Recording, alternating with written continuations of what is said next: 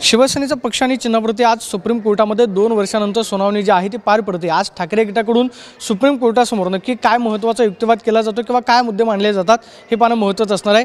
आजच्या सुनावणीवरती बोलण्यासाठी आपल्याबरोबर सुप्रीम कोर्टातील वकील सिद्धार्थ शिंदे सर आहेत। सर 2 वर्ष झालं हे प्रकरण जे आहे ते बोर्डवरती येते मात्र सुनावणी होत नव्हती। आज सुप्रीम कोर्टामध्ये सुनावणी जी आहे ती होण्याची शक्यता आहे का किंवा सुप्रीम कोर्टाकडून काय निर्देश जे आहेत त्या प्रकरणामध्ये दिले जाऊ? बघा, फेब्रुवारी 2023 मध्ये इलेक्शन कमिशननी निर्णय दिला, पक्ष आणि चिन्ह हा एकनाथ शिंदेंकडे देण्यात आला। त्याच्या विरुद्ध उद्धव ठाकरे सुप्रीम कोर्टात आले।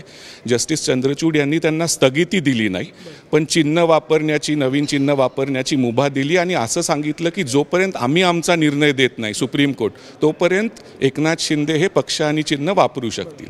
त्याच्यानंतर जवळजवळ 1.5 ते 2 वर्ष आता उलटले आहेत। राष्ट्रवादीचं प्रकरण त्याच्यानंतरचं होतं, त्याच्यात पण सुप्रीम कोर्टाने अजितदादांना निर्देश दिले की तुम्ही मजकूर वापरा, पेपरमध्ये जाहिराती द्या की हे टेम्पररी आहे, परमनंट नाही आहे। शिवसेनेच्या बाबतीत तसं काहीच झालं नाही।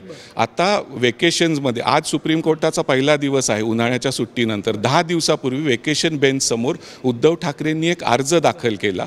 त्यांचं म्हणणं होतं की 2 वर्षापासून हे प्रकरण प्रलंबित आहे, पक्ष आणि चिन्ह हे मूळ आम्हाला देण्यात यावं कारण स्थानिक स्वराज्य संस्थांच्या निवडणुका आहेत। पण ह्या अर्जामागचा मुख्य हेतू असाच होता की जे राष्ट्रवादीमध्ये निर्देश देण्यात आले होते प्रकरणामध्ये जस्टिस सूर्यकांत यांच्याकडून, तसेच निर्देश शिवसेनेबाबतीत पण देण्यात येतील। आणि योगायोग असा आहे की शिवसेनेचं प्रकरण पण आता जस्टिस सूर्यकांत यांच्या समोरच आलं आहे। त्यामुळे उद्धव ठाकरेंना अपेक्षा आहे की जो न्याय राष्ट्रवादीच्या प्रकरणात करण्यात आला होता तसंच शिवसेनेच्या प्रकरणात होईल। आणि काही नाही तरी स्थानिक स्वराज्य संस्थांच्या आधी एकनाथ शिंदेंना निर्देश देण्यात येतील की तुम्ही मजकूर वापरा, पेपरमध्ये जाहिराती द्या आणि लोकांना असं सांगा की हे पक्ष आणि चिन्ह जे तुम्हाला देण्यात आलेलं आहे ते सुप्रीम कोर्टाचा मुख्य निकाल आहे, त्याच्यावर अवलंबून आहे, हे परमनंट नाही आहे। आणि हे जरी झालं तर त्याच्यात उद्धव ठाकरेंचा एक छोटासा विजय होईल। आज ह्या प्रकरणात काय होईल, आज हा फक्त अर्ज आहे सुनावणीसाठी, तर ह्या अर्जामध्ये एकनाथ शिंदेंना नोटीस इश्यू केली जाईल, एकनाथ शिंदेंचं लेखी उत्तर मागितलं जाईल आणि 2 ते 3 आठवड्यात हे प्रकरण परत येईल। आज मौखिक टिप्पणी सुप्रीम कोर्ट काय करतं ह्या प्रकरणामध्ये ते बघणं महत्त्वाचं आहे।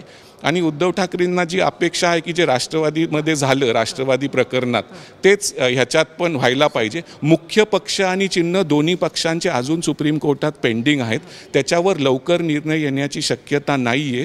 त्याची मुख्य पक्ष आणि चिन्हाचा जो मुख्य निर्णय येईल सुप्रीम कोर्टाचा तो कमीत कमी मला नाही वाटत स्थानिक स्वराज्य संस्थेच्या आधी। केंद्रीय निवडणूक आयोगानं जो निर्णय दिलेला आहे की पक्षाचं चिन्ह आणि पक्ष जो आहे तो एकनाथ शिंदेंकडे असेल, तुम्ही असं म्हणालात की अंतिम निर्णय होईपर्यंत ही वापरण्याची मुभा आहे। केंद्रीय निवडणूक आयोगाने जो निर्णय दिलेला आहे त्या निर्णयामध्ये सुप्रीम कोर्टाकडून काय बदल केला जाऊ शकतो का किंवा त्याला स्थगिती मिळू शकते? नाही, स्थगिती जर मिळवायची होती दोन्ही राष्ट्रवादी आणि शिवसेनेला तर ती सुरुवातीलाच मिळाली असती। शिवसेनेचा प्रयत्न होता उद्धव ठाकरेंचा की स्थगिती फेब्रुवारी 2023 मध्ये मिळावी, फेब्रुवारी 24 मध्ये राष्ट्रवादीचा तसा प्रयत्न होता। सुप्रीम कोर्टाने स्थगिती दिली नाही, म्हणजे इलेक्शन कमिशनचा निर्णय जो आहे तो कायम आहे। पण आता सुप्रीम कोर्ट जेव्हा मुख्य निकाल देईल, आज मुख्य निकाल नाही आहे, आज एका अर्जावर सुनावणी आहे।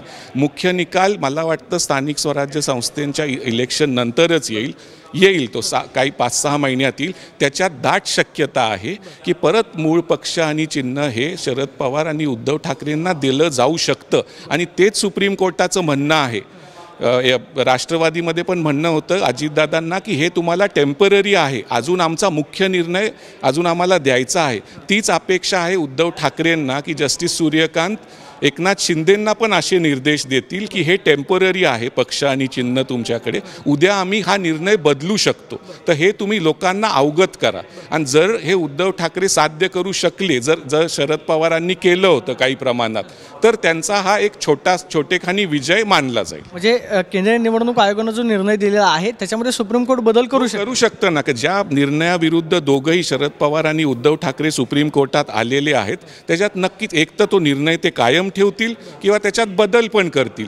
पण एकदम आपल्याला लवकर अपेक्षा ते 1, 1.5, 2 वर्ष झालं नाही ते आज होईल किंवा स्थानिक स्वराज्य संस्थेच्या आधी होईल ती शक्यता नाही आहे। मुख्य जो निर्णय पक्ष आणि चिन्हाबाबतचा आहे तो स्थानिक स्वराज्य संस्थांच्या निवडणुकानंतरच येण्याची शक्यता आहे। पाहतोय की आज जो युक्तिवाद होतोय त्या युक्तिवादामध्ये सुप्रीम कोर्टाकडून आज निर्णय येणं अपेक्षित नाही.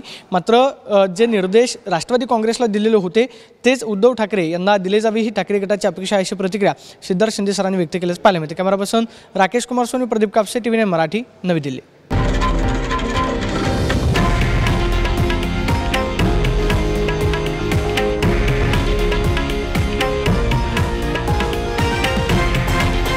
हे आहे देशातील नंबर 1 न्यूज नेटवर्क आणि आपण पाहत आहात TV9 मराठी, एकमेव.